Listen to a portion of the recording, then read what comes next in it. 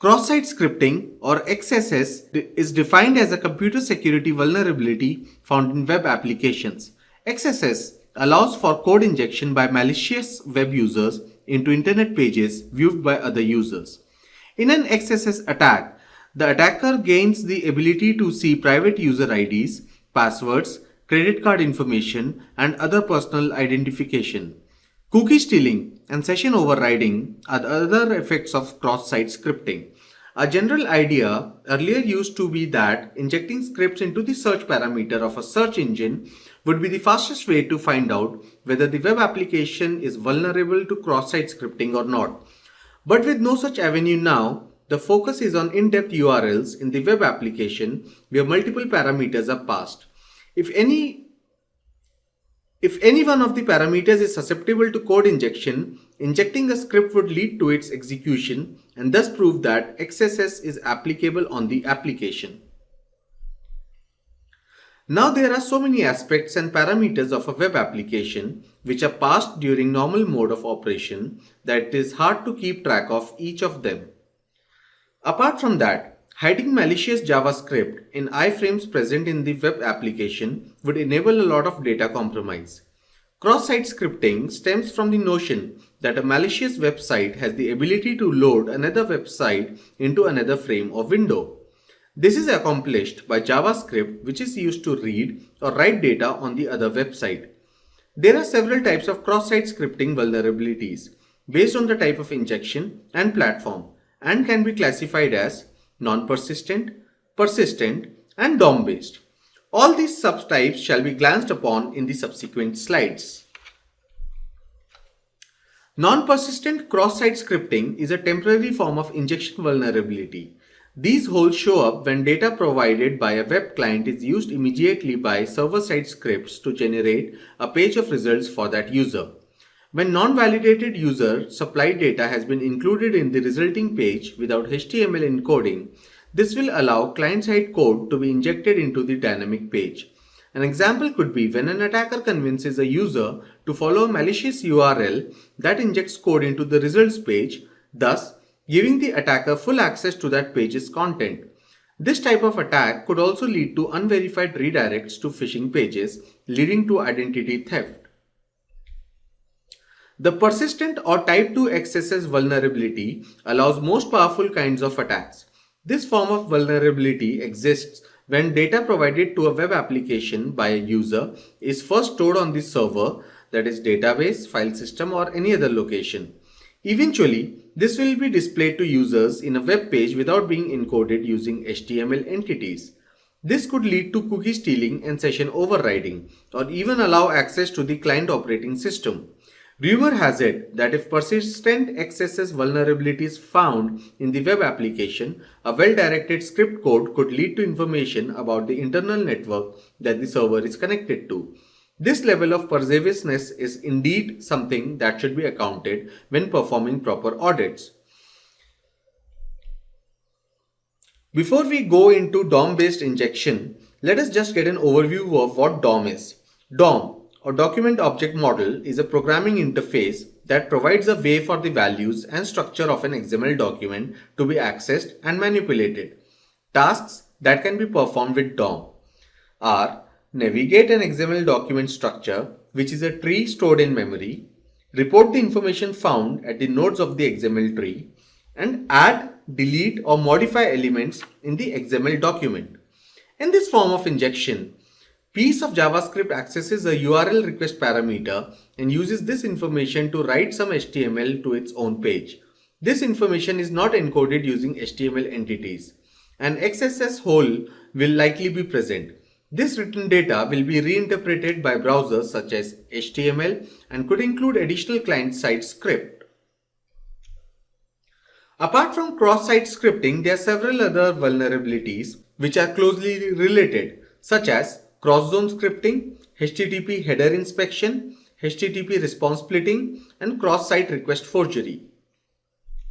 We shall now look into some of the ways in which cross-site scripting vulnerabilities can be avoided, although preventing such attacks takes a lot of dedication and research time during development and testing. Some of these processes could help streamline the problematic aspects of web applications. These methods include, but not end with, eliminating scripts, cookie security, input validation, and escaping and filtering. Going to the techniques of mitigating such threats one by one, we shall now see about eliminating scripts. In order to reduce the risk of identifying malicious script, hackers encode with the different encoding methods such as hex. Some web applications are written to function without the need for client-side scripts. In this way, potentially malicious client-side scripts could be inserted unescaped on a page and users would not be susceptible to XSS attacks. Attacking on cookies is another common method of breaching a web application's security perimeter. And so, proper security measures during developmental stages of the web application would prove to be really effective in combating breaches by cross-site scripting. Many web applications rely on session cookies for authentication between individual HTTP requests. Because client-side scripts have access to cookies, XSS exploits are able to steal these cookies and hinder business functions. Web applications tie session cookies to the IP address of the user who originally logged in. Only that IP address is permitted to use the particular cookie. Attacking the web application vulnerabilities through morphed inputs from various input fields in the included web pages is a very common technique utilized by penetration testers nowadays. So, properly validating inputs presented by the client-side users is essential to web application security. Input validation is a common theme in application development. It helps decipher other injection attacks such as SQL injection through user inputs. It is effective for most types of input. Yet, when an application by design must be able to accept special HTML characters, HTML entity encoding is the desired choice. Another method of preventing such attacks from taking place is to take care of the parsing of input by the web application. One way to eliminate XSS vulnerability is to encode all user-supplied HTML special characters locally or at the server. Transforming these character entities will be essential in order to prevent them from being interpreted as HTML. Due to the flexibility and complexity of HTML, other standards and the continuous addition of new features, it is impossible to determine if all possible injections are terminated, but most of the injection attacks will be mitigated. The aforementioned techniques, although preventing scripting attacks to a significant extent, do not constitute the holy grail of security by any means. User awareness is also very essential to mitigate such attacks and the data loss that accompanies them. Listed here are some very basic measures that testers can follow in order to prevent such attacks from harming themselves. Do not follow links from sites that navigate to security sensitive pages referencing personal or business information at any cost. Also, it is good practice to obtain a list of attacks that have occurred on particular sites or message boards, which will help you to understand the types and patterns of scripting attacks in a realistic environment. In addition, it is recommended that users should disable scripting in browsers when it is not required. Keeping the rule of minimum trust in mind would be a good case in point here. By deferring from clicking on any suspicious links on emails and message boards and accessing any site involving sensitive information through its URL rather than through third-party sites. This was all for the module on cross-site scripting. I hope it was informative enough for you to grasp the essentials. Following this will be a practical demonstration for the same, in order for you to see what such attacks look like in practice.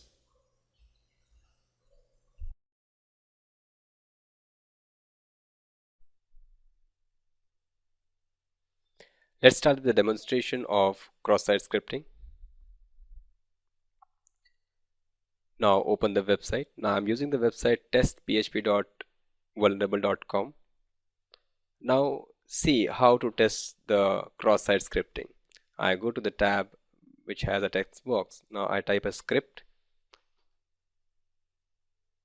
script script, and I close the tab with /script script.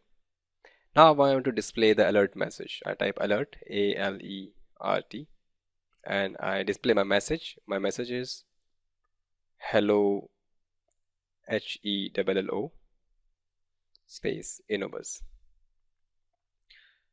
As I click it, it will show me a dialog box. Let's check. See, hello universe. I got my dialog box. It means my script is reflected. Means this application is vulnerable by cross-site scripting. Now check. Now I'm going to what I'm going to do. I upload some image in the website, and then I want to redirect it. I want to display that image on my vulnerable application. For that, I'm using postimage.org. This is a website. I open it, browse my image from a machine. I made an image named test for you. It's a JPG image. Now I upload it.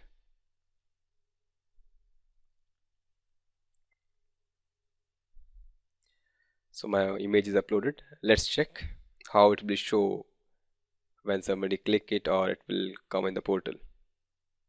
It will shows, hi, this file is for testing purpose only. Now I'm using this URL in the image source. I want that this image will be displayed in my vulnerable application. So I'm using HTML tag of image, and I replace that source with a URL where I have hosted this test for you image. Now I copy this control image tag and put it in the text box of the vulnerable application.